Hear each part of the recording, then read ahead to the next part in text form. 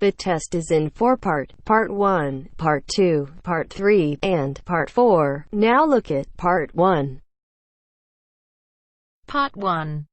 I have with me in the studio today Dr. Stephen Phillips, author of the new book Silver Lining, which is an investigation into UFOs. First, you have some time to look at questions 1 to 4.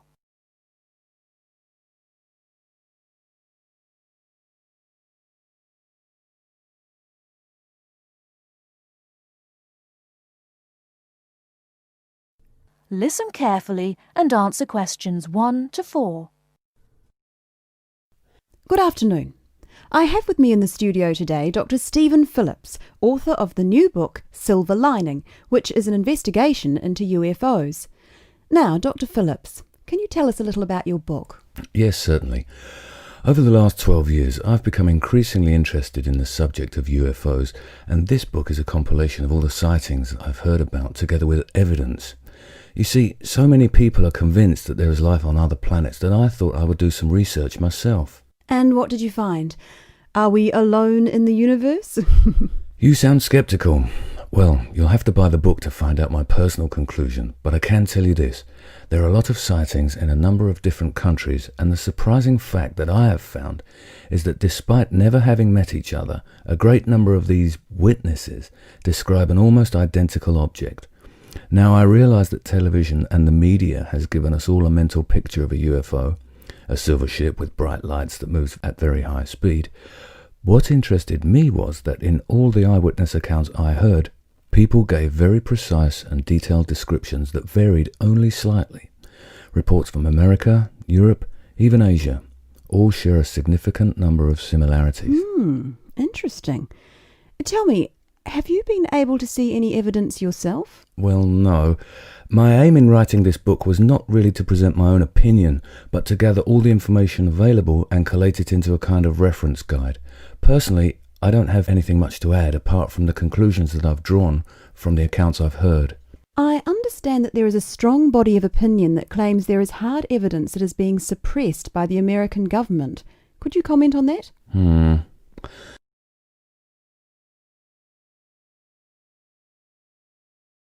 Before you hear the rest of the conversation, you have some time to look at questions 5 to 10.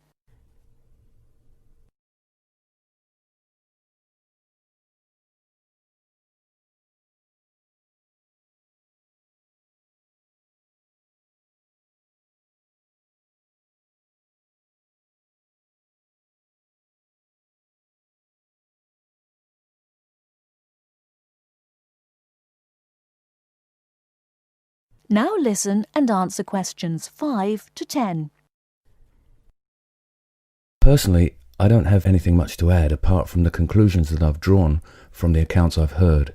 I understand that there is a strong body of opinion that claims there is hard evidence that is being suppressed by the American government. Could you comment on that? The second chapter of my book actually talks about a place in America that has often been in the media, Area 51. Area 51? Yes, it's a military base in New Mexico. In 1947, a man called McBrazel claimed... Sorry, who? McBrazel. That's M-A-C, capital B, R-A-Z-E-L. Anyway, McBrazel claimed to have found pieces of an alien spacecraft on his farm in Roswell. Now, many people believe that this was true and that the government of the time took the debris. Since that time, they have denied all knowledge of any such find, and accounts by the many leading experts at the time dismissed the claim, believing that McBrazel had actually found pieces of a higher altitude weather balloon that had disintegrated.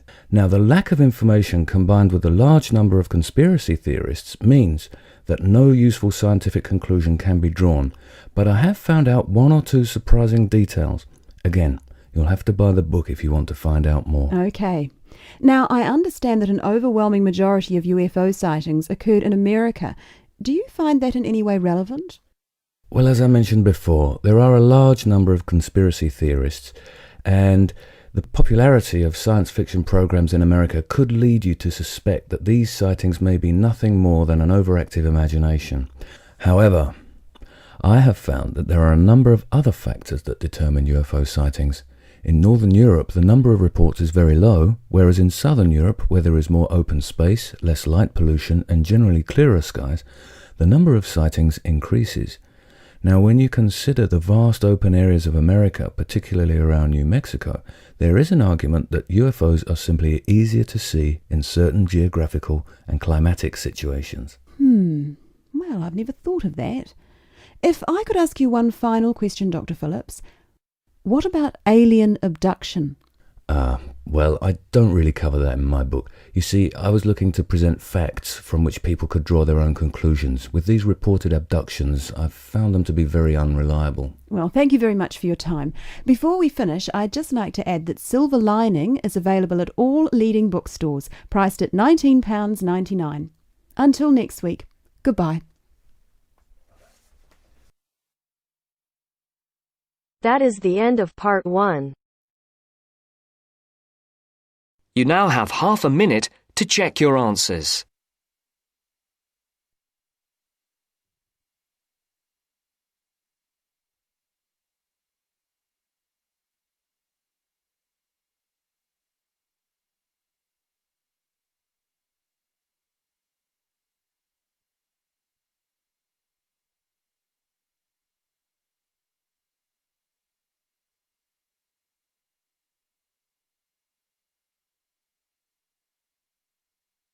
Now turns to part 2. Part 2. You are going to hear a teacher helping high school students visiting from an overseas school to fill in a school excursion permission note. First, you have some time to look at questions 11 to 17.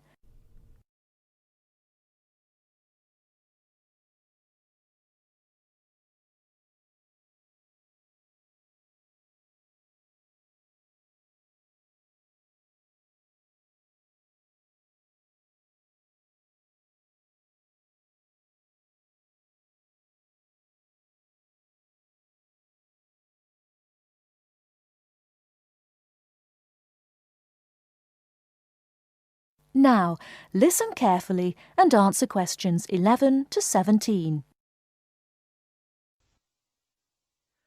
Good morning, students. My name is Mrs. Brown, and I'm in charge of the school excursion next week. Please take out your school excursion permission note so you can fill it in. For insurance purposes, this note must be signed by your guardian or the group leader. First of all, fill in the name of your class. Everyone here is in 3A, aren't they? So write 3A where it says class. We're going to the Blue Mountains, which is great. So this is the school excursion to the Blue Mountains.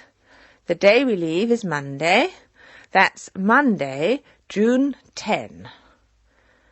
We are travelling by bus all the way, so we don't have to worry about changing trains or anything like that. The bus will leave from the front gate at 8 a.m. I know we usually use the side gate, but because of the roadworks we will be using the front gate when we leave. However, when we return, the roadwork will be complete, so we'll use the side gate. We expect to be back at 6 p.m. It's going to be a lovely day. Your teachers will give you tasks to do when we arrive. We'll provide fruit and fruit juice on the bus, but you must bring your own lunch. While we're on the excursion, we'll be moving around a lot in some fairly rough country. Be very careful to wear strong shoes. It's very important that you look after your feet very well. Now, does anyone have any questions they want to ask? Before you hear the rest of the talk, you have some time to look at questions 18 to 20.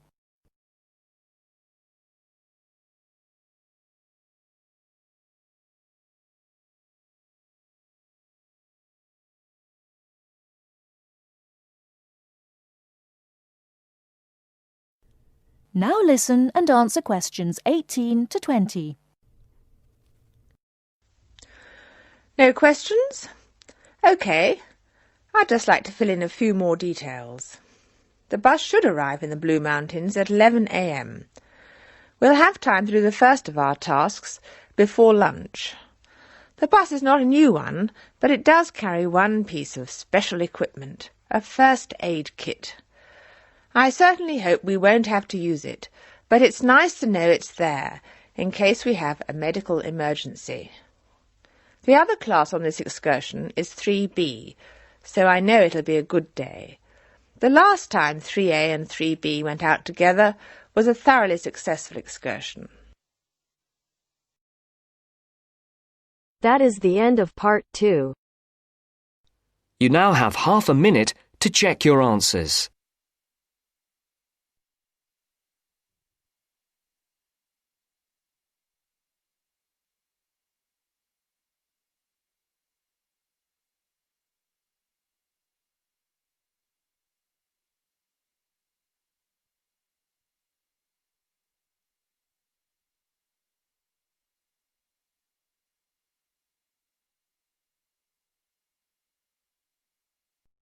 Now turns to part 3. Part 3.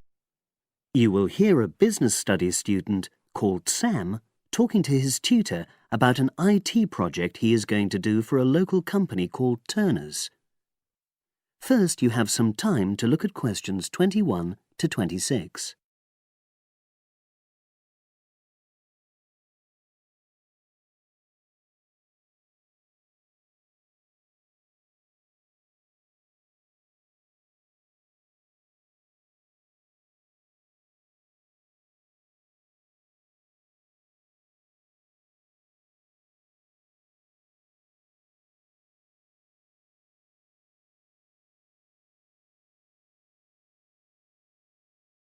Now listen and answer questions 21 to 26. Hello, Sam. Come in and sit down. Thanks. You're here to discuss your company-based IT project, aren't you? Yes, I've been to see the manager and he's given me a lot of ideas about projects that the company would find useful, but I wanted to ask your opinion about them before I choose one. Yes, that's fine. Now, this company's called Turner's, isn't it? That's right. It's a small engineering company. They make machine components for trade use. They're well established. They started in 1976, but they're a bit old-fashioned. Okay. And what kind of projects did Turner's suggest you could do for the company? Well, they want some improvements made to their customer database. The one that they've got at the moment isn't very useful in some ways. I had a quick look at it. That would be a very straightforward project, and it'd be simple enough to evaluate, but I don't think you'd get enough out of a project like that. You wouldn't learn anything new. Well, another project they suggested is to do with their online sales catalogue. At the moment, customers can look at their products, but they can't actually order them online, which must affect their competitiveness. But I said I thought it would take too long. It's quite a big task. You're right. It's too much for the time you've got.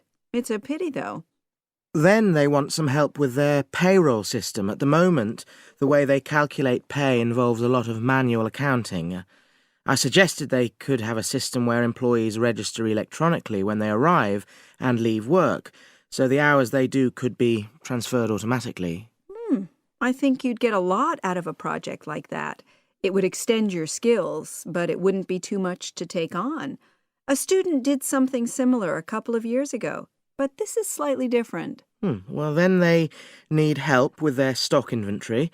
They do everything manually. Really? Yes, and it takes so much time. It's probably very inaccurate, too. An electronic inventory would probably be the biggest single benefit for the company. I'm surprised they haven't had it done before. I know. Then they wanted to improve their internal security. The manager had visited other companies where the staff use swipe cards to access various areas of the building. It sounded useful, but the trouble is I'm not really sure how to do it. Well, I think you're right in that assessment. At the moment, it's probably a bit beyond your level of knowledge. Is that all? Just one more. Customer service. They want to be able to collect feedback from their customers in a more systematic way. At the moment, it's a bit of a mess, and they probably lose business as a result.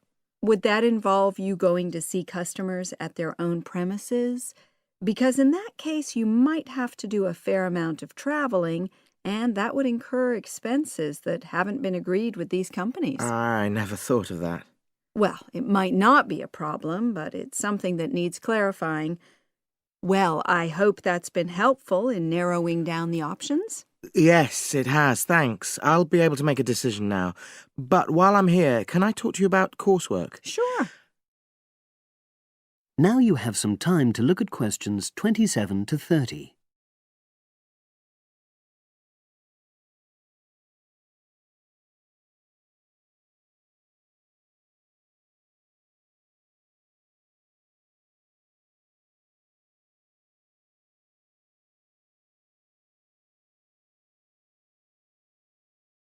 Now listen and answer questions 27 to 30. I'm not very happy about the way our group assignment is working. There are some problems. Oh dear. Are people just not getting on with each other? That's the worst thing. Actually, we're all friends. It's not that. But when we're having a discussion about the assignment, one or two people end up doing all the talking and the rest don't say anything. It's a bit frustrating because we need plenty of debate. Well, that's a common observation. You're studying in a group with people from all over the world, and you all have your own ways of participating. In some places, students are more used to listening than talking, and vice versa. I suppose you're right. I'll try to remember that. Does everyone pull their weight as far as sharing the workload is concerned? I'd say they do, yes. And our group elected a leader. She's very good at making sure no one's overloaded. But personally, I feel that there are just too many of us in the group. Whenever we try to arrange a meeting, there's always at least one person who can't make it. It's not anyone's fault, it's just that we've all got slightly different timetables. Well, I'm glad you've talked to me about it. Feedback is always useful. Is there anything else you're concerned about? There are a couple of problems with lecturers that all the students are talking about. Last semester, we had negative feedback about the way lectures were organized. There were several occasions when the wrong room had been booked or the same room had been booked twice, that sort of thing. Is that still a problem? That hasn't happened at all as far as I know. Oh, good. It's sorted out then. But I don't know the reason, but some of the staff often turn up late, so we miss 10 or 15 minutes of our lecture time. It might be because they've been copying handouts for students. I think there's a queue for the machine sometimes. Well, I'll look into that. Thank you for telling me. Anything else? The other thing is that it can be very difficult to get to see a lecturer individually. They're all very supportive and friendly when you do manage to find them, but often they're not in their office, even at times when they're meant to be available for consultation. Okay, that's helpful. Now, before you leave, That is the end of part 3. You now have half a minute to check your answers.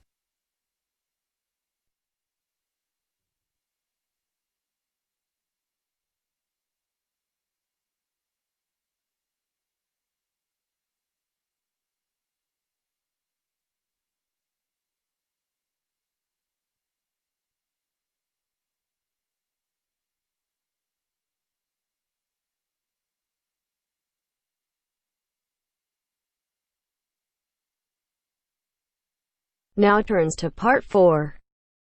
Part 4. You will hear an interview with a marketing director. First, you have some time to look at questions 31 to 34.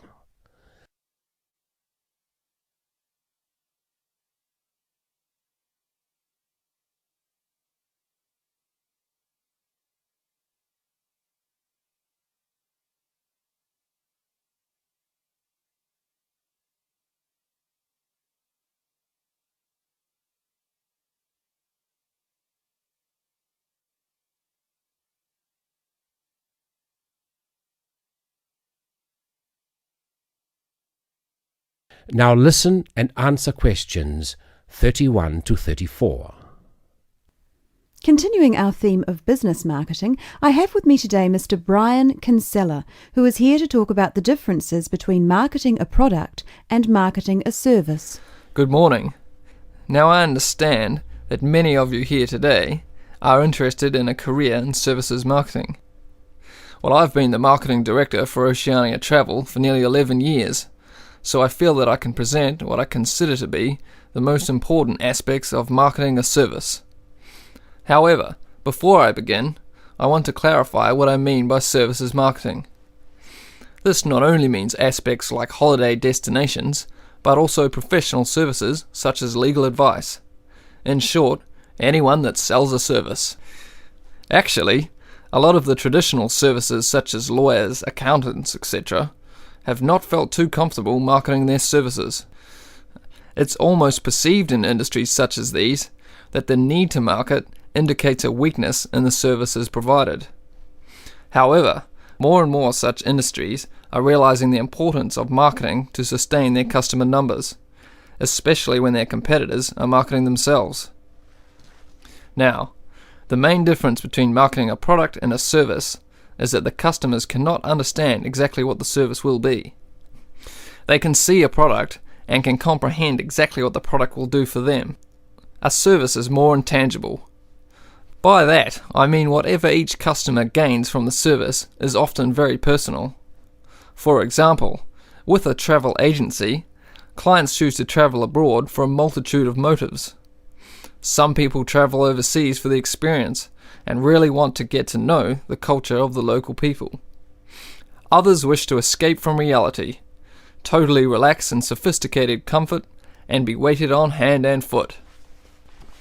Obviously, our clients will not be judging what we offer by the same standards, and travel agents, like other such service industries, have an extremely difficult job in satisfying a range of customers from diverse backgrounds with different expectations.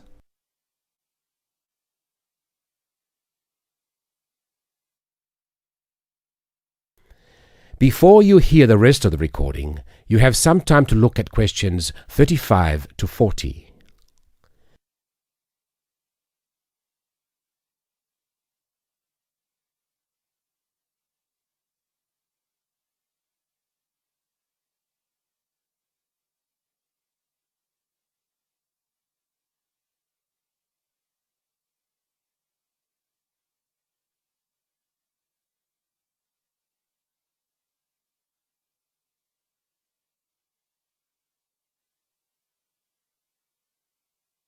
Now listen and answer questions 35 to 40. Our company has overcome this dilemma in a number of ways. First of all, our travel consultants are given extensive training in customer service and buyer behavior. Our aim is not just to be a profit-making organization, but also to meet and exceed the expectations or dreams of our clients. Our mission statement, in fact, is primarily to offer a service which is above and beyond the hopes of our clients. In addition, we regularly visit the tourist destinations we promote and inform all of our staff about any changes in specific areas. Not only is it important to be fully informed about every possible aspect of the service you are marketing, it is also essential to constantly improve the service offered. At Oceania Travel, we regularly conduct surveys with all of the people that visit our resorts of choice. Any negative feedback we try to remedy at once. Our clients are met by a company representative during their stay, and we have a set procedure for dealing with any complaints. Our clients are not expected to have to approach the hotel reception, as we have a 24-hour contact service direct to our representatives, and this representative should always welcome any customer problems or questions. In the event of a complaint, the representative will then try to remedy the complaint with the hotel. If the problem cannot be rectified by the hotel manager, our representative is authorized to remedy the situation him or herself. For situations beyond the representative's authority, our complaints department is contacted. The complaints department guarantees a solution within the day. If the customer is still not satisfied, they are welcome to approach our head office on their return. So you see that marketing a service is catering more for the client's expectations than anything else, and it is that which makes services marketing a very intricate business. Now that's the end of my presentation, but if there is anything you want to ask, then please feel free to do so. Thank you. That is the end of part 4. You now have half a minute to check your answers.